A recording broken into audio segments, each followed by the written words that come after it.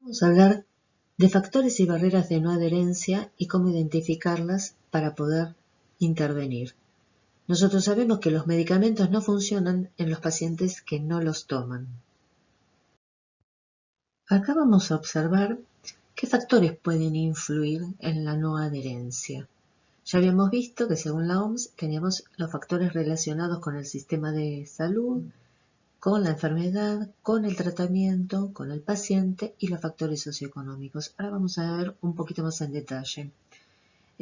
Cuando hablamos de los factores relacionados con el sistema o el equipo de asistencia sanitaria, influye que haya una falta de confianza entre el paciente y el médico, que haya una comunicación deficiente médico-paciente, problemas en la continuidad asistencial, dificultades en la accesibilidad al sistema y la satisfacción laboral que siente para sí el profesional sanitario. Luego tenemos factores relacionados con el paciente. Acá influye qué conocimiento tenga el paciente de su enfermedad, qué tanto él cree que es necesario cumplir este tratamiento, qué motivaciones tiene para llevarlo adelante, cómo es su estado cognitivo y afectivo, si tiene redes familiares que lo apoyen, si es una persona que tiene problemas de alcoholismo o de abuso de drogas, o si se siente estigmatizado. Luego tenemos los factores relacionados con la enfermedad. Si son patologías crónicas, si tiene ausencia de síntomas esta enfermedad, porque ¿qué pasa? Si tiene síntomas y toma la medicación y desaparecen, ahí va a asociar y va a tratar de cumplir el tratamiento, pero ante una enfermedad con ausencia de síntomas es más difícil. El tiempo de evolución que lleva, las expectativas de curación, la aceptación de la enfermedad, y si provoca discapacidad, qué tan grave es la enfermedad, con los factores socioeconómicos, qué satisfacción laboral tiene el paciente, su nivel de formación, sus condiciones de vida, si es inestable o estable, qué creencias populares hay, las relacionadas con el tratamiento, qué tan complejo es el tratamiento, qué confianza hay en la efectividad de este, qué eventos adversos produce, si le hace producir cambios en su estilo de vida. Todo esto va a influir para que este paciente cumpla o no cumpla. Entonces nosotros, para mejorar la adherencia de estos pacientes, tenemos que saber cuáles son estos problemas para poder intervenir. Vamos a ver algunas barreras que influyen en el tratamiento, en el cumplimiento del tratamiento del paciente. La edad. La edad es un predictor de mala adherencia. En el caso de los niños pequeños y sus tratamientos, el cumplimiento de estos está determinado en gran parte por la capacidad de los padres o de los tutores para comprender el tratamiento y poder seguirlo de la forma que se les recomienda. En el caso de los adolescentes son malos adherentes. Los adolescentes están con problemas de autoestima, de su imagen corporal, no quieren diferenciarse de sus pares y ellos piensan que tomar la medicación es diferenciarse de alguna forma. Entonces, varios factores influyen para que el adolescente sea mal adherente. En el caso de los ancianos tenemos que tener en cuenta si tienen déficit cognitivo, si tienen algún tipo de demencia, si tienen falta de autonomía. Y siempre es importante entonces para ayudar a estos ancianos que haya un cuidador o un familiar que se ocupe de ayudarlo a cumplir el tratamiento. El nivel socioeconómico ha demostrado que influye. Hay trabajos en donde se demostró que los pacientes con un bajo nivel económico tienen problemas de mala adherencia. El estado emocional también influye. Un paciente angustiado, depresivo o con estrés no cumple bien el tratamiento. El apoyo familiar ya ha quedado demostrado en varios trabajos que es fundamental para un buen cumplimiento del tratamiento. La evolución de la enfermedad es también un predictor de adherencia. La conciencia que tenga el paciente de la importancia de este tratamiento, los beneficios que le pueda traer el tratamiento. Un paciente que tenga síntomas, toma el medicamento y estos síntomas remiten, ahí se da cuenta que le produce un beneficio y puede seguir tomándolo, o sea, quiere seguir tomándolo. Hay una mejoría. ¿Qué tanto conocimiento tenga el paciente de sus medicamentos? Puede haber olvidos, la complejidad del tratamiento influye, el número de tomas que tengan por día, los eventos adversos, cuánto tiempo tiene que cumplir con el tratamiento, la relación con el equipo sanitario, si hay buena comunicación, si hay confianza, si se le puede expresar al médico las dudas que tienen, si tienen satisfacción con la atención que reciben, qué dificultades tienen para acceder a los medicamentos o a la asistencia sanitaria, si cumplen o no con los controles que deben hacerse. Todas estas son barreras clínicas y personales que van cambiando con el tiempo, porque el paciente va cambiando y van cambiando las circunstancias también de su vida. Entonces tenemos que estar atentos para poder ver cuáles son estas barreras, identificarlas y poder intervenir para ayudar al cumplimiento del paciente. Pero bueno, ¿cómo vamos a poder identificar los factores que influyen en la mala adherencia de nuestro paciente? Lo vamos a hacer por medio de entrevistas presenciales o telefónicas, tanto para los pacientes como para los cuidadores o a los médicos que los atienden, cuestionarios, encuestas presenciales, online, autoadministradas y planillas diarias. Bueno, vamos a hablar un poquito de la entrevista personalizada al paciente. En el caso de la entrevista tenemos que tener claro que estamos al servicio del paciente, que se tiene que desarrollar en un ambiente cómodo, tranquilo, para que se pueda expresar libremente, que se sienta con confianza, o sea, hay que generar confianza, hay que saber escucharlo, no hablar tanto nosotros, sino dejarlo que él hable, que pueda expresar sus dudas, hacer las preguntas que quiera. Le tenemos que hablar con un vocabulario sencillo, incluso valorando el uso, digamos, de símbolos o de dibujos, si hay algún tipo de discapacidad o deficiencia cognitiva. Le tenemos que preguntar cómo se siente, darle tiempo de consulta, digamos, para que pueda preguntar y expresarse. Tenemos que ofrecerle alternativas, no le tenemos que crear nuevos problemas, tenemos que ser flexibles. El objetivo en realidad nuestro es descubrir qué es lo importante para el paciente, qué problemas tiene y qué es lo que lo lleva a tener esta mala adherencia. Cuáles son los motivos que tiene para resistirse a ese cambio. De esta forma nosotros vamos a poder entenderlo, vamos a poder lograr buscar algún tipo de intervención que lo ayude. Y tenemos que asumir que el paciente puede tener un punto de vista totalmente diferente al nuestro. Lo principal es no juzgarlo. Tenemos que tener en claro que los pacientes no cumplen con su tratamiento hasta que ellos decidan libremente ese cambio. Y esa decisión se toma después de un proceso de responsabilidad y compromiso que nosotros tenemos que acompañar. Para medir estas barreras de no adherencia, tenemos también cuestionarios. Un ejemplo es el ARMS, que es Adherence to Refills and Medication Scale, que es útil en la identificación de las causas de no adherencia en el paciente crónico con bajo nivel de alfabetización. Está comparado frente a dispensaciones de farmacia, variables clínicas y otras escalas y cuenta con 12 ítems. 8 de estos relacionan la adherencia con la administración y 4 relacionan adherencia con adquisición. Y clasifica la no adherencia como voluntaria e involuntaria.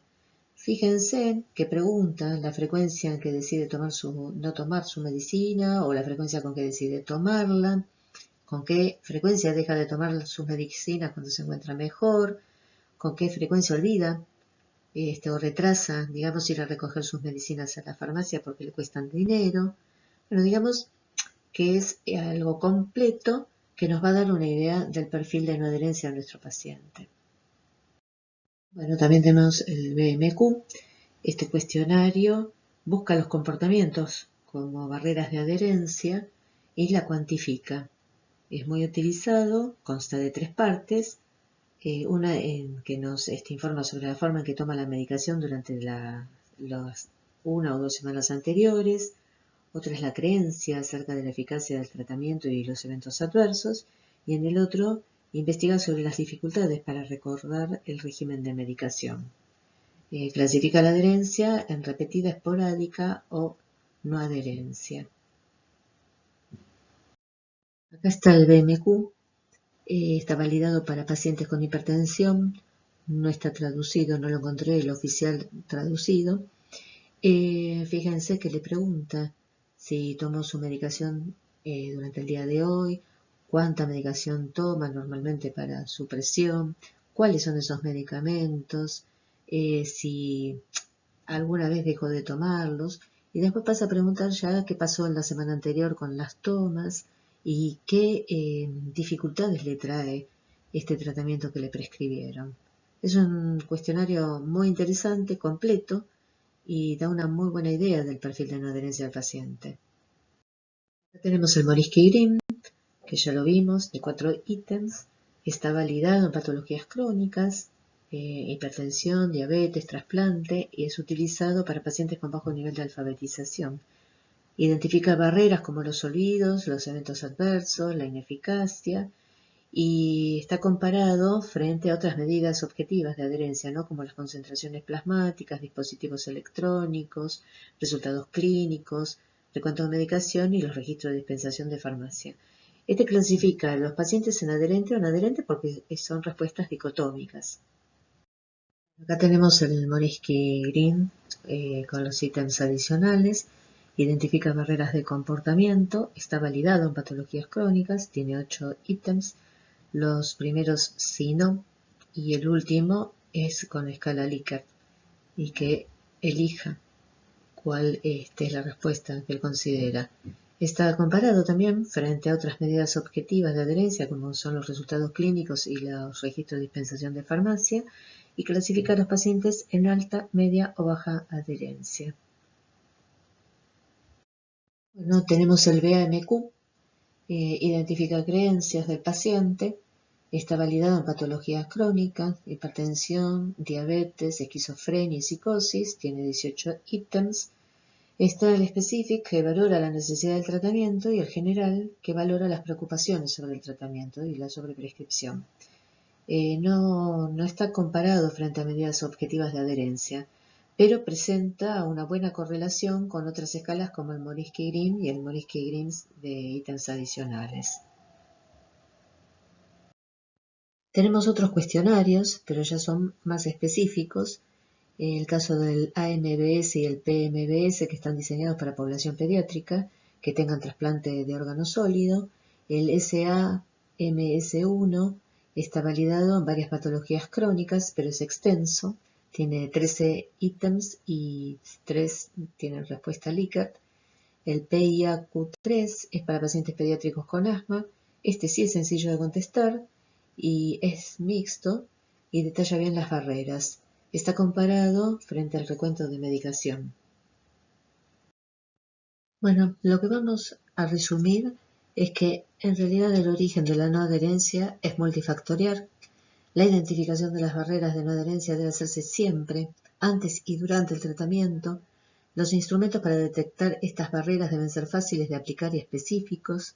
Identificar de forma individual qué barreras presenta cada paciente, porque esto va a permitir aumentar el beneficio de las intervenciones que hagamos.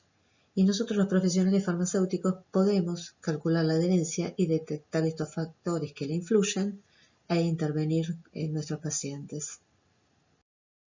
Bueno, una vez identificadas qué barreras son las que afectan a este paciente, tenemos que ver qué estrategias vamos a poner en juego para poder mejorar la adherencia del paciente. En primer lugar, tenemos que tener claro que hay que individualizar la estrategia. No todas las estrategias sirven para todos los pacientes, así que lo que tiene que quedar claro es eso. Primero, individualizar la intervención.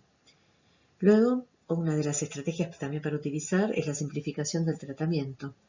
Eso hay que hacerlo tanto como sea posible, lo antes posible, mediante cambios de dosificación, fórmulas de liberación prolongada, disminución de la frecuencia de la toma o combinar diferentes fármacos en una formulación, mejorar también la palatabilidad, por ejemplo, para el caso de los chiquitos en los jarabes. Y luego están las intervenciones educativas. proporciona la información sobre el tratamiento al paciente, lo que tiene que tomar, cómo lo debe tomar, cómo conservarlo. Hay que informarle sobre la enfermedad, sobre las consecuencias de no tomar este tratamiento. Hay que informarle de los eventos adversos. Hay que aconsejarlo para cómo debe tomarlo y qué debe hacer para poder disminuir esos efectos adversos, así no deja de tomar el tratamiento. Hay que asegurarse que el paciente lo entiende al tratamiento, conoce, distingue bien la medicación que tiene en la mano y lo que tiene que tomar. Luego están las intervenciones conductuales, que son las de hacerle coincidir los horarios de la toma de medicamentos con la actividad diaria del paciente. Elaborarle una lista con los medicamentos, los días y horarios, un calendario. Todas estas formas de intervención tratan de adecuar la rutina del paciente y la toma de medicación. También están la utilización de pastilleros, mantener un registro diario de la medicación administrada. Hay que asegurarse periódicamente de que el paciente toma correctamente su medicación, de que puede acceder a la medicación, en el caso de la medicación concomitante, si con nosotros retira un tratamiento y después tiene que retirar otra medicación en otro lado.